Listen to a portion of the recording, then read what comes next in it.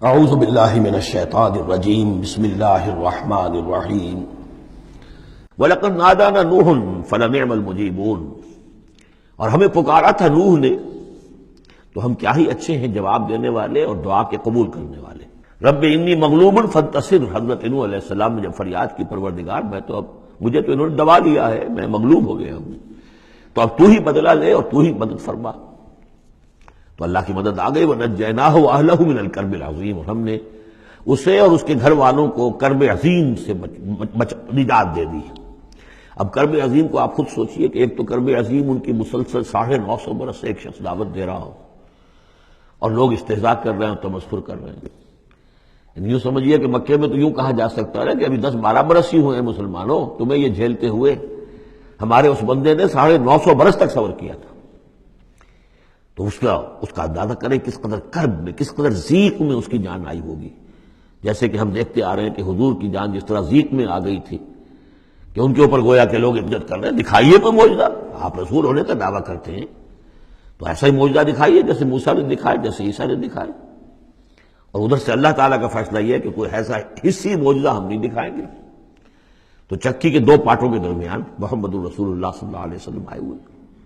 یہ تو سورہ انعام جو اس کا کلائمیکس ہے اس موضوع کا، اس عنوان کا، وہ پڑھ چکے ہیں۔ کرب عظیم پھر وہ بھی ہے کہ جب وہ بارش آئی ہے اور طوفان آیا ہے تو اب اس وقت بھی تو جو ہلچل مچی ہوگی اس کا آپ اندازہ کیجیے، کیا بھاگ دوڑ ہوئی ہوگی، کہاں کہاں لوگوں نے جان بچانے کی کوشش کی ہوگی۔ یوں ہی تو نہیں ہو گیا کہ بس آنے واحد کے اندر وہ سب کے سب غرق ہو گئے۔ تو کرب عظیم جو اس وقت ہوا ہے، یوں سمجھیے کہ ایک قیامت صغریٰ ہو گئی ہوگی۔ یا ایھا الناس اتقوا ربکم ان زلزلۃ الساعۃ شیء عظیم، تو اس کا کچھ نہ کچھ عکس تو اس وقت ہوا ہوگا۔ تو اس کرب عظیم سے ہم نے ان کو بچا لیا۔ وجعلنا ذریتہ هم الباقین، یہ آیت بہت اہم ہے حکمت قرآنی اور فلسفہ قرآنی کے اعتبار سے۔ اور ہم نے بنا دیا اسی کی اولاد کو باقی رہنے والا۔ اس سے یہ ثابت ہوتا ہے، یہ ایک اسلوب حصر ہے کہ حضرت نوح کے بعد پھر کسی اور شخص کی نسل دنیا میں چلی نہیں۔ یعنی یہ کہ ان کے ساتھ 72 تھے، 80 تھے، کتنے نہیں تھے۔ ایک جگہ قرآن میں یہ بھی آیا ما آمن معہ الا قلیل، سوائے چند لوگوں کو ایمان نہیں لایا۔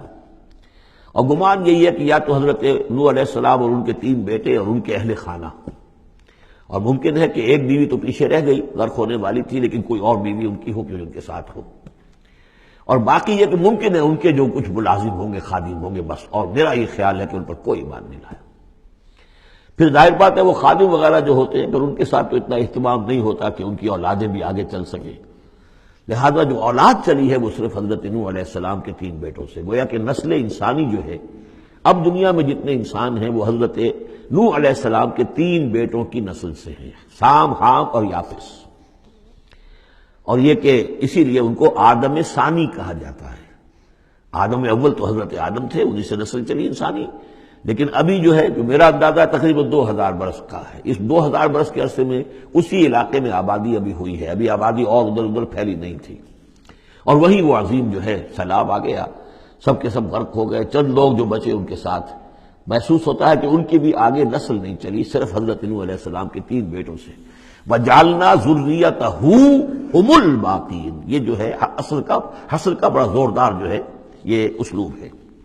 وَتَرَكْنَا عَلَيْهِ فِي الْآخِرِينَ، آخرین، اور ہم نے اسی طریقے پر پھر پچھلوں کو چھوڑ دیا، پچھلوں میں سے کچھ لوگ اسی کے راستے پر چلے، حضرت نوح علیہ السلام کے راستے میں۔ ظاہر بات ہے کہ ان کے 3 بیٹوں کی اولاد کچھ عرصے تک تو یقیناً بالکل دین حق پر اور دین توحید ہی پر چلی ہوگی۔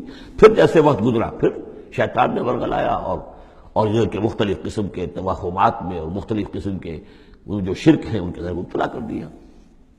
سلام علی نوح فی العالمین، سلام ہو نوح پر تمام جہانوں میں۔ انا کذالک نجزی المحسنین، اسی طرح ہم بدلہ دیتے ہیں اپنے محسن بندوں کو، وہ بندہ جو درجہ احسان کو پہنچ گیا ہو، اسلام، ایمان اور پھر سب سے اوپر احسان۔ انہ من عبادنا المؤمنین، یقیناً وہ ہمارے مومن بندوں میں سے تھے۔ ثم اغرقنا الآخرین، اور اس کے بعد ہم نے باقی جتنے بھی تھے ان سب کو غرق کر دیا۔ وَإِنَّ مِن شِيعَتِهِ لَإِبْرَاهِيمَ، اور اسی کی راہ پر چلنے والوں میں، اسی کی جماعت میں سے، اسی کے حزب میں سے ابراہیم تھے۔ یعنی یہ کہ جو نسل چلی ہے آگے تو حضرت ابراہیم بھی جو اٹھے ان کی حضرت سام کی اولاد میں سے۔ حضرت سام کی اولاد میں قوم عاد بھی ہے، اسی میں پھر قوم سمود بھی ہے، اور بھی اقوام ہیں سیمیٹک ریسز جتنے بھی ہیں، لیکن یہ کہ شہر ار میں جو موجودہ جو عراق ہے اس کے بہت جنوبی علاقے کے اندر یہ شہر تھا جس کے اب کھنڈرات برآمد ہوئے ہیں، وہاں حضرت نوح علیہ السلام، حضرت ابراہیم علیہ السلام کی پیدائش ہوئی، اور وہ حضرت نوح ہی کے طریقے پر توحید پر چل رہے ہیں۔ اس جا ربہ بقلب سلیم، جبکہ وہ اپنے رب کی طرف متوجہ ہوا قلب سلیم کے ساتھ۔ اب یہاں وہ حکمت سمجھ لیجئے کہ میں نے جو بارہ عرض کیا ہے کہ ایک فطرت سلیمہ اور ایک عقل سلیم، یہ دو چیزیں ہیں، اور فطرت کا تعلق چونکہ روح سے ہے اور روح کا مسکن قلب ہے، تو آپ اسے فطرت سلیمہ کہیں یا اسے قلب سلیم کہیں، وہ ایک ہی بات ہے۔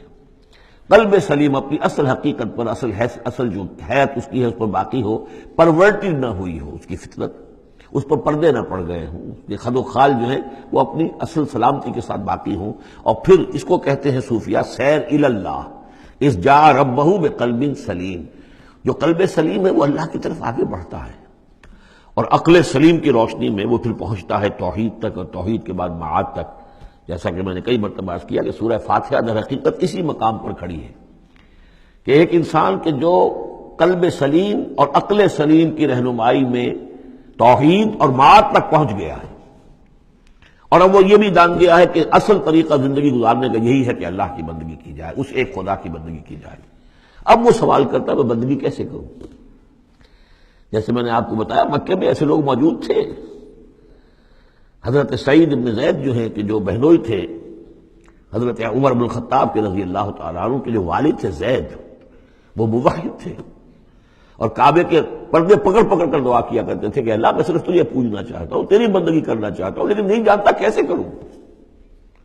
ظاہر بات ہے، اس لیے اہدنا الصراط المستقیم، یہ ہے اصل میں سورہ فاتحہ کا جو نظم ہے کہ وہاں تک تو پہنچ گئے، الحمدللہ رب العالمین الرحمن الرحیم مالک یوم الدین ایاک نعبد، یہاں تک تو انسان پہنچ گیا، لیکن اب بندگی کیسے کریں؟ ایاک نستعین اہدنا الصراط المستقیم، اس بندگی کے لیے تیری مدد چاہیے، توفیق بھی تیری ہو اور ہدایت بھی تیری جانب سے ہو، دو چیزیں ہمیں ملیں گی تو ہم تیری بندگی کا حق ادا کر سکیں گے۔ اذ جاء ربہ بقلب سلیم، صدق اللہ العظیم۔